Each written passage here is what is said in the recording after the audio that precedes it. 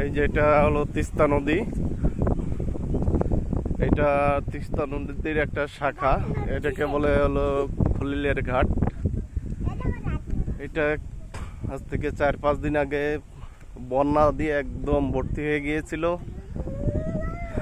এবং এখনো প্রচুর পরিমাণ পানি আছে। এদিককার দেখতে পাচ্ছেন যে এই যে একটা ব্রিজ ছিল বাঁশ দিয়ে বানানো, সেটাও ভেঙে গেছে। ভেঙে যাওয়ার ফলে এদিককার মানুষের চলাচলের যে অবস্থা সেটাও বর্তমানে নেই।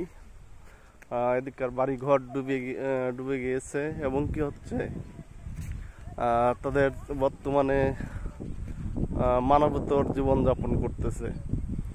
এগুলো দিয়ে যে বন্যার পানি এখন এতটাই অনেক কমে গেছে, এর থেকে অনেক বেশি ছিল, অনেক কমে গেছে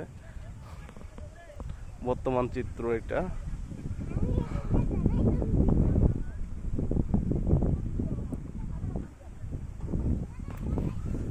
এদিককার দেখা যাচ্ছে কিছু কিছু ধান কেটে রাখছিল, সেগুলা